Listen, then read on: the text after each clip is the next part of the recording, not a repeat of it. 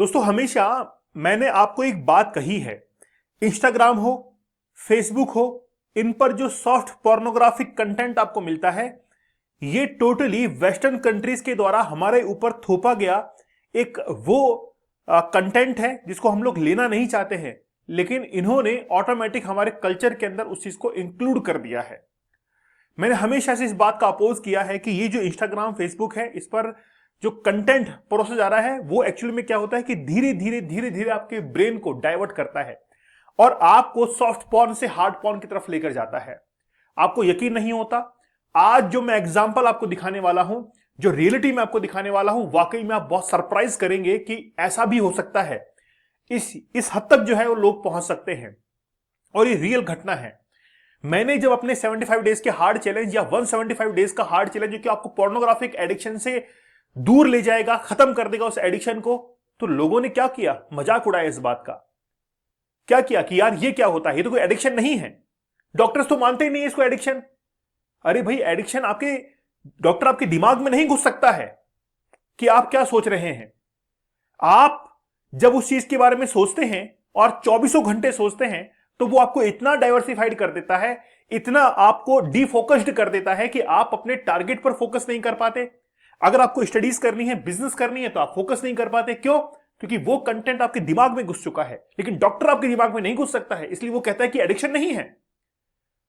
जब आपके ऊपर बीतती है तो आपको पता लगता है कि यार मैं मैनेज नहीं कर पा रहा हूं, इनोवेटिव आइडियाज नहीं आ पा रहे हैं।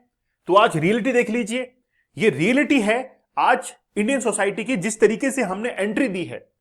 चाइना ने बहुत अच्छा किया, चाइना ने सही किया कि जो वेस्टर्न कंट्रीज के एप्लीकेशंस हैं उनको अपने देश में जगह ही नहीं दी। अगर आप चाइना में जाके सर्च करेंगे तो वहां पर साइंटिफिक वीडियोस मिलेंगे, आपको रिसर्च कैसे की जाती है उसकी वीडियोस मिलेंगे, इनोवेटिव आइडियाज की वीडियोस मिलेंगी। लेकिन जो इंस्टाग्राम पर आज जो हमारी यूथ मिसगाइड हो रही है, सॉफ्ट पोर्नोग्राफी जो इजीली जो है परोस दिया जाता है और उस एक्ट को वो लोग करते भी हैं, तो हमको इससे अवर होने की जरूरत है। देखिए, a shocking cyber scandal has exposed CCTV breaches across India with hackers exploiting a default password admin 123 to access intimate footage from hospitals, other institutions। over 50,000 clips जो है वो चुरा ली गई हैं। और आपको जानकर जो है वो वाकई में ताज्जुब होगा कि हमारे हॉस्पिटल्स, स्कूल्स या फिर ऐसे कोई इंस्टीट्यूशंस हैं जहां पर लोग रहते हैं, प्राइवेट प्लेस पर भी वहां की सीसीटीवी फुटेज जो है उसको भी चुरा लिया गया है और उसको बेच दिया गया है। और यूट्यूब पर और पोर्नोग्राफिक साइट पर उस कंटेंट को मॉडिफाई करके और फिर यूज किया जा रहा है। अब आप कहेंगे सर इसमें वेस्टर्न कल्चर कहां से आ गया? ये जो क्लिप्स बिक रही हैं रोमानिया के अंदर बिक रही हैं, यूरोपियन कंट्रीज के अंदर बिक रही हैं, तो डिमांड तो वहां पर है ना। इंडिया में तो डिमांड नहीं है, डिमांड वहां पर है और उस डिमांड को फुलफिल करने के लिए वो इस्तेमाल इंडिया का कर रहे हैं। आप देखिए कि आज हमारे जो बुजुर्ग हैं, जो हमारे सीनियर मोस्ट पर्सन हैं, वो तो उस कंटेंट को नहीं देखते थे। अचानक से इसी पीढ़ी को क्या हो गया कि हर व्यक्ति मोबाइल के अंदर ये चीज देख रहा है। आप सोचकर देखिए कि ऐसा क्यों हुआ, इतना सडन कंटेंट कैसे आ गया हमारे इंडिया के अंदर। और आपके कोई जानने वाले हो जो यूएसए वगैरह रहते हो, उनसे पूछिएगा कि आपका यूट्यूब क्या हमारे जैसे ही चलता है या कंटेंट के अंदर डिफरेंस है कुछ। जो यूरोप के अंदर रहते हैं उनसे पूछकर देख लीजिएगा तो वो कहेंगे कि नहीं, हमारा ऐसा नहीं चलता है, हमारा कंटेंट थोड़ा अलग आता है, वो रिकमेंड ही नहीं करता है हमको ऐसा कंटेंट, क्योंकि कंट्री बैन करती है। तो बड़ा विस्तार से बात करेंगे दोस्तों 75 डेज का हार्ड चैलेंज। मैं आपको कहता हूं कि आप पोर्नोग्राफिक के एडिक्शन से बाहर निकल जाएंगे और आप जीवन के अंदर फोकस्ड हो जाएंगे अपने टू टारगेट, अपने टारगेट के प्रति। अगर आप स्टडीज कर रहे हैं तो स्टडीज बेहतर कर पाएंगे, एग्जाम्स को क्लियर कर पाएंगे, बिजनेस कर रहे हैं तो बिजनेस को क्रैक कर पाएंगे। लेकिन ये 75 डेज का हार्ड चैलेंज आपको बहुत हेल्प करेगा। और मैंने ये 75 टेक्निक्स बताई हैं, ऐसे नहीं बता दी हैं, रिसर्च पेपर के बेसिस पर मैंने बताई और एक्चुअली में एडिटोरियल्स उसके थे जो साइकोलॉजिस्ट कहते हैं कि वाकई में दिमाग के ऊपर क्या इंपैक्ट पड़ता है इसका, उसको मैंने पढ़ा और आप लोगों को लाइव सेशन के अंदर डिलीवर किया।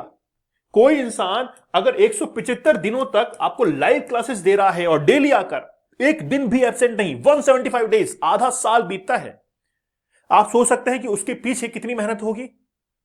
लेकिन अगर आपको 75 दिनों के लिए कह दिया जाए कि पोर्नोग्राफिक कंटेंट नहीं देखना है तो आप रह नहीं सकते हैं।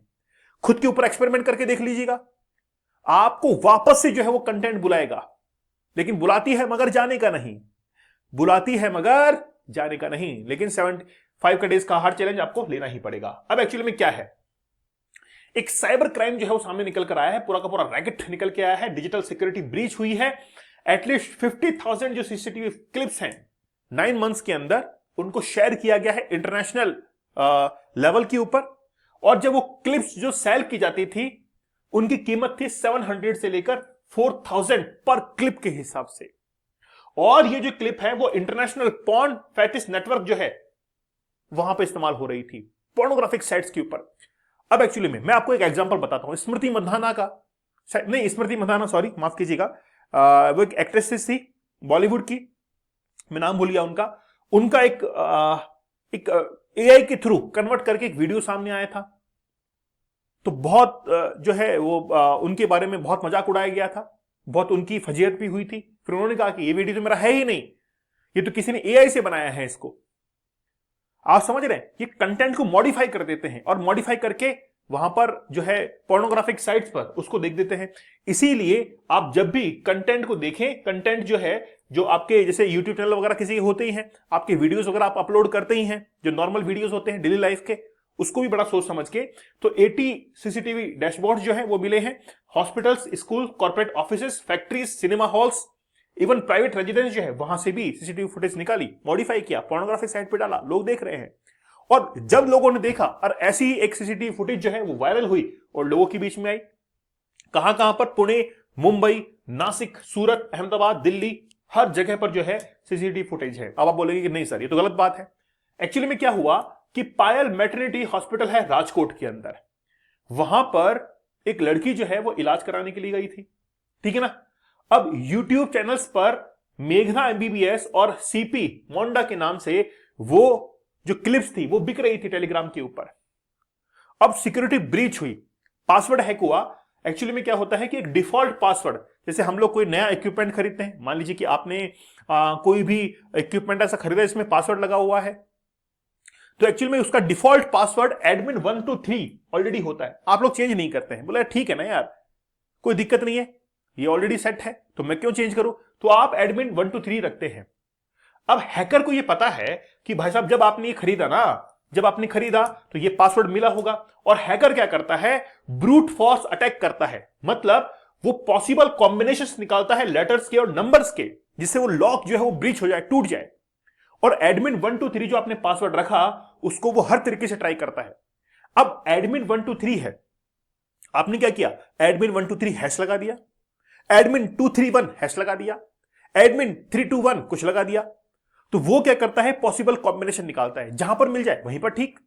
और जैसे ही वो ब्रीच हुआ सीसीटीवी कैमरे का और आईपी एड्रेस ट्रैक हुआ, ब्रीच किया, फुटेज निकाल ली उसकी।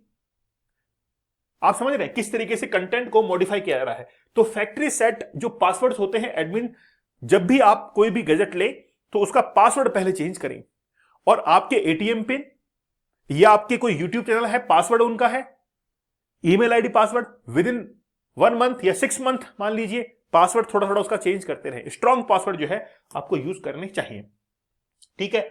अब एक्चुअली में एक सॉफ्टवेयर आता है SWC, हैकर्स ने क्या किया कि इसी सॉफ्टवेयर का इस्तेमाल किया SWC का, जिससे इन्होंने कैमरास की आईडी, पासवर्ड, आईपी एड्रेस, ये सब कुछ जो है वो कॉम्प्रोमाइज कर दिया और ये पासवर्ड बनाया गया। और इसके थ्रू क्या किया, इन्होंने जितने भी डिटेल्स थे वो निकाल लिए।